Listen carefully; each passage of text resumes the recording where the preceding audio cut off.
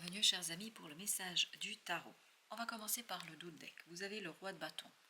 Vous êtes puissant, mais de toute façon ça vibre énormément, surtout cet empereur, je peux vous dire, voilà, il a une puissance extraordinaire. Mais attention, attention, le roi de bâton nous parle de quelque chose qui est fort, qui est puissant, mais par contre vous pouvez créer de l'épuisement. Vous avez besoin de cette impératrice, c'est ce que vous ne voyez pas.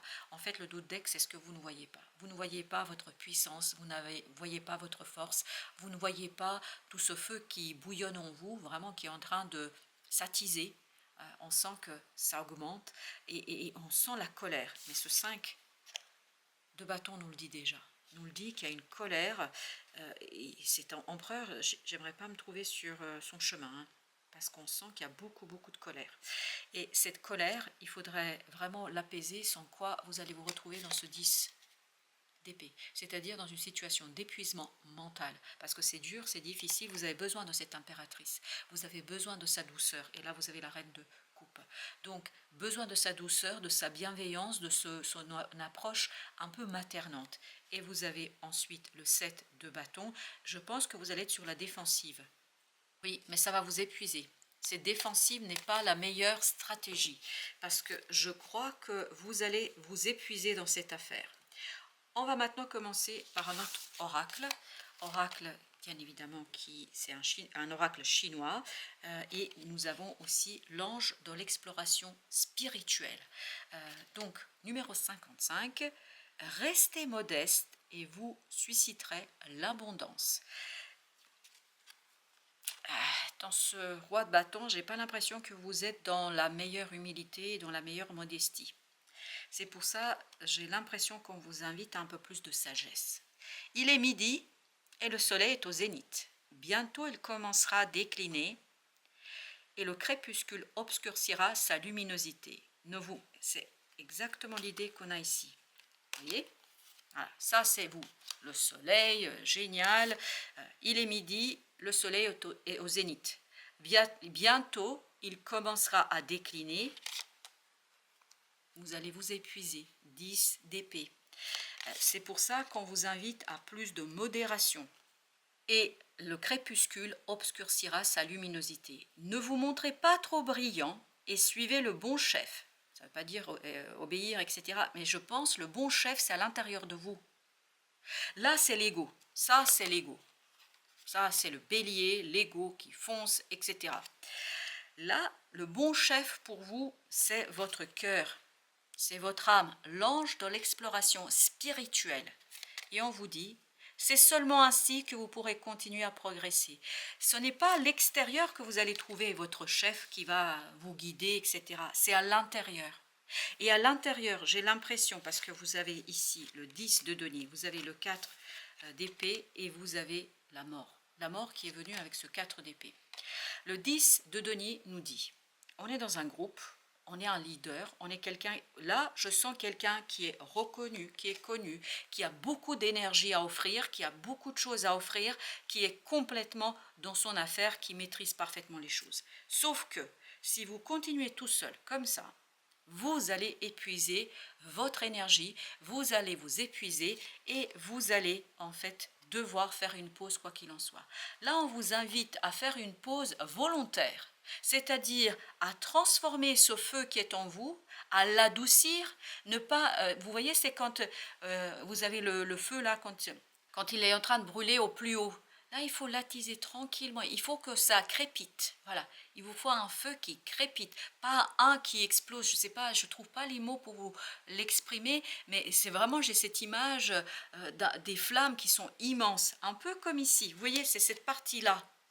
C'est cette partie-là du tirage. Voilà, ça brûle et ça va trop vite et c'est trop intense. Là, il faut trouver la juste dose pour que vous mainteniez votre engagement, mais pour que vous soyez aussi dans des émotions. Parce que le 4 d'épée nous dit, on se calme, on s'apaise, on fait une pause, on se tranquillise.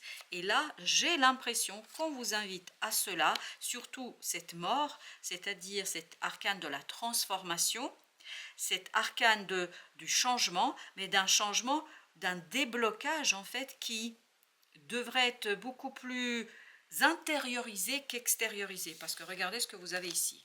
L'empereur 5 de bâton.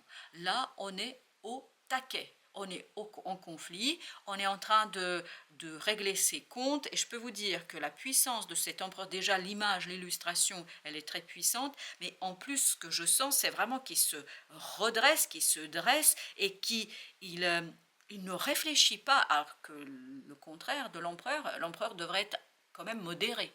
Là, dans ce tirage, l'empereur, il n'est pas du tout modéré. Bien au contraire, il est très très puissant, il est très fort, parce que je pense entre nous, je vais vous dire ce qui vient, c'est qu'il y a une colère là, qui est sourde et qui d'un coup s'extériorise, mais elle brûle tout sur son passage. Et vous avez cette petite reine de coupe qui doit en fait faire face à cet empereur. La reine de coupe, parce que l'empereur face à une reine de coupe, je peux vous dire, c'est pas si facile que ça. Et vous avez le 8 de bâton. 8 de bâton, on nous dit il y aura des synchronicités. Des synchronicités qui vont vous inviter à écouter davantage votre cœur, parce que n'oubliez jamais, on nous a dit, ne vous montrez pas trop brillant, donc écoutez un peu à un autre chef, suivez le bon chef, pour vous le bon chef. Et tout à l'heure, on avait en troisième position l'impératrice. Voilà, ça c'est votre bon chef. C'est la douceur, la bienveillance vis-à-vis de vous, vis-à-vis des autres, peu importe, la douceur, la gentillesse, la bienveillance, la compassion. Et en plus, vous allez être guidé vers ça. Il y aura des synchronicités. Et là, j'ai l'impression que ce roi de bâton, cet empereur, en fait, tente d'ignorer ces synchronicités, tente d'ignorer cet appel de la vie, du destin, exploration spirituelle, de votre ange gardien qui est en train de vous dire, dites donc, tu ne serais pas un petit peu là trop, ou ne fais-tu pas trop? Il y a quelque chose de trop ici dans cette affaire. Et vous avez le chariot, encore un arcane majeur, quand même c'est intense toute cette affaire. Et 8 de denier. Ces deux cartes, qu'est-ce qu'elles nous racontent? Elles nous racontent, on travaille sur le changement. Ce n'est pas un changement qui va venir comme ça. Ce n'est pas quelque chose qui va s'imposer à vous.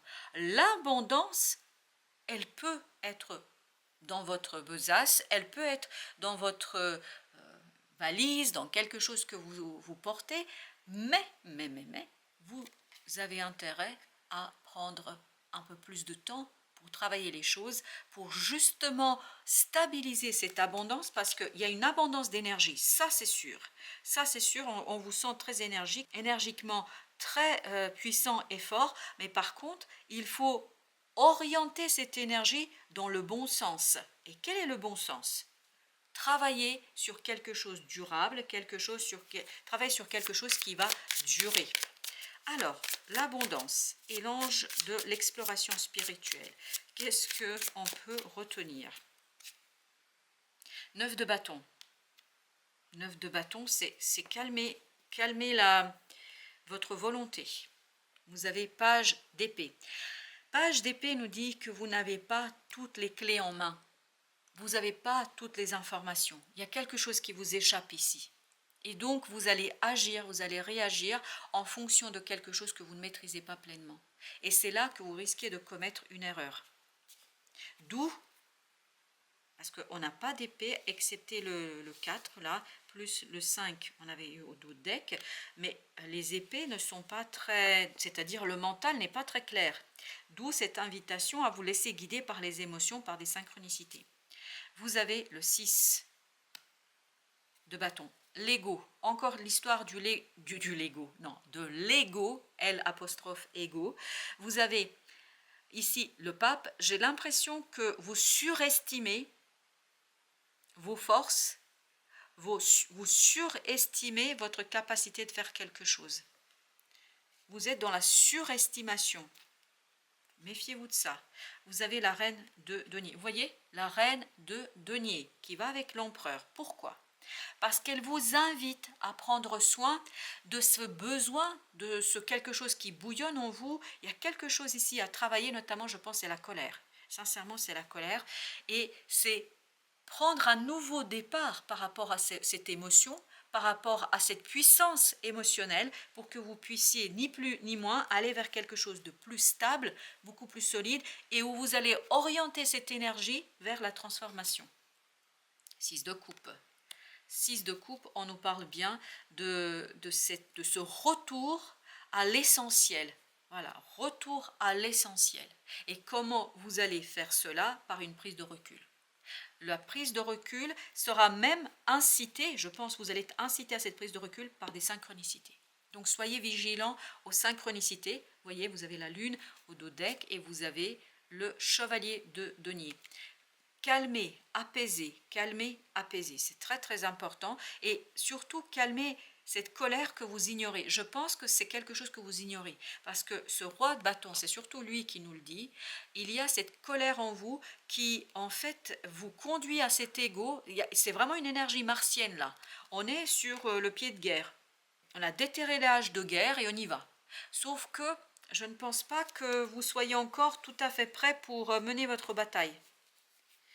Non, j'ai pas l'impression. 7 de bâton. 7 de bâton, vous voyez, il faut apaiser, calmer, parce que 7 de bâton, il y a cette idée, on apaise, on calme. Il est nécessaire d'apaiser, de calmer cette idée, je me défends, je me laisse pas faire. Et ça, vous avez ce 4 de coupe, posez-vous. Posez-vous et laissez votre cœur d'abord s'apaiser, parce qu'il y a une émotion très forte là. 3 de bâton. Il y a encore cette idée, posez-vous. Faites une pause, chers amis. Faites une pause. L'empereur, pour apaiser, pour calmer cet empereur. En fait, pour lui donner un peu plus de lucidité. Parce que là, on est trop dans la passion. Là, on est trop dans l'émotion. Là, on est dans trop quelque chose qu'on ne maîtrise pas. Et là, on vous invite vivement à revenir vers quelque chose de plus pur et beaucoup plus simple. Apaiser, apaiser, apaiser. 3 d'épée. J'ai l'impression que si vous ignorez les synchronicités, vous allez vous faire du mal. Vraiment, vous allez vous faire du mal et vous allez faire du mal autour de vous. Page de coupe nous dit, on va vous offrir une possibilité de résoudre quelque chose de manière un peu plus pacifique. Et il y a quelque chose en vous, et c'est votre ego, qui va prendre place et qui va vous conduire vers quelque chose de beaucoup plus douloureux pour vous et pour les autres. Vous avez encore ce roi de bâton qui sort. Il y a un travail à mener sur cet ego, sur cette énergie martienne, sur cette énergie guerrière, sur cette énergie « je ferai ce qu'il y a à faire », 2 d'épée, alors que vous ne voyez pas combien et comment vous êtes en train de créer quelque chose d'assez, je pense, problématique. Vous avez besoin de ce roi de denier plus que de ce roi de bâton. Le roi de denier, c'est une énergie beaucoup plus réceptive. C'est toujours un roi, c'est toujours quelqu'un qui s'impose, c'est toujours quelqu'un qui prend les choses en main, mais c'est une énergie plus réceptive. 10 de denier, au départ, c'était pas le 10 de denier? Oui, 10 de denier. Vous avez besoin du roi de coupe et vous avez besoin de roi de denier, pas de votre empereur et pas de votre roi de bâton. Parce que, et l'empereur dans ce tirage, et le roi de bâton sont l'ego, enfin représentent, symbolisent ici l'ego, alors que vous avez besoin de ce cœur et de cette énergie féminine, même si ce sont des énergies masculines, ce sont des rois bien évidemment, mais ce sont quand même des énergies beaucoup plus apaisées, beaucoup plus réceptives, où là le roi de coupe gère, entre guillemets, maîtrise, ou en tout cas accueille ces émotions, parce que je pense que là, vous refusez de voir, ou vous refuserez de voir, ou vous ne voyez pas, peut-être tout simplement, parce que parfois, on n'est pas obligé d'avoir cette approche inconsciente avec soi, et puis on ne voit pas toujours. Vous ne voyez pas qu'il y a une colère très très sourde en vous, qui n'a pas été résolue. Alors, on va regarder notre oracle encore une fois, et cette fois-ci, c'est toujours Qigong, l'attente. Nous ne pouvons pas commander à la pluie de tomber. Il faut la laisser advenir. Et c'est ce que vous voulez, vous voulez faire tomber la pluie. Dans ce tirage, évidemment, on est d'accord qu'on est dans une énergie particulière. Les conditions du succès sont réunies, mais il est trop tôt pour agir. Il est trop tôt pour agir. Allez tranquillement, comme ce chevalier de denier, il va tranquillement. 3 de bâton vous invitez à la tranquillité, sinon vous risquez de vous retrouver dans ce 3 d'épée. En fait, là c'est vraiment un message préventif, c'est vous évitez ce 3 d'épée. On continue. Il n'y a donc rien à forcer, et il faut seulement attendre sereinement, confiant dans le fait que toute chose se produit en son temps. Profitez-en pour vous préparer, rassembler vos forces ou vous détendre suivant les cas. La tension de l'impatience est improductive et conduit à l'échec. Moi, je dirais à la souffrance pour vous ici. La persévérance conduit au succès. Ça, c'est le roi de denier, ça, c'est le roi de coupe. Au dos de deck, on a le chaudron. Ça bouillonne, hein? Le chaudron symbolise la sagesse et la connaissance. Dans le passé, il servait à cuire les festins que le roi offrait au ciel et aux ancêtres. C'est un oracle chinois. C'est pour ça qu'on parle des ancêtres, etc. Tout ça, c'est symbolique aussi. La nourriture était ensuite distribuée aux sages, aux guerriers et aux fonctionnaires en signe de respect. L'air est prospère et vous bénéficiez du soutien de personnes puissantes ou influentes. Ne laissez pas le succès vous monter à la tête. Voilà. Hein? Ne laissez pas le succès vous monter à la tête et vous rendre arrogant. C'est ce qu'on sentait là-dedans et c'est ce qu'on sentait dans... Je ne dis pas que vous êtes arrogant, c'est juste parfois on peut perdre le nord, ni plus ni moins. Dans les périodes d'abondance, on gagne à partager sa bonne fortune avec autrui. Voilà, chers amis, je crois que le message est clair. Du succès, vous allez en avoir. Du succès arrive vers vous.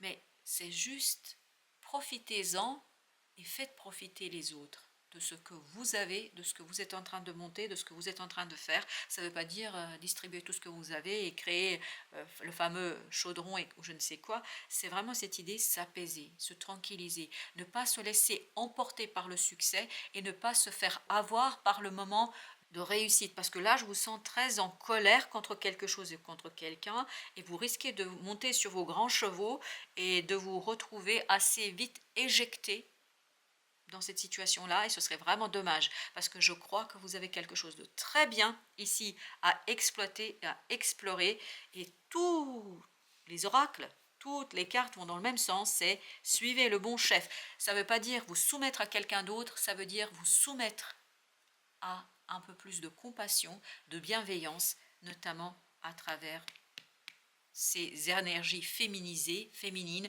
que ce soit les rois de coupe ou les rois de denier, ou que ce soit la reine de denier ou encore la reine de coupe. Voilà, chers amis, merci de votre visite. À très très bientôt pour d'autres messages de la vie et du tarot.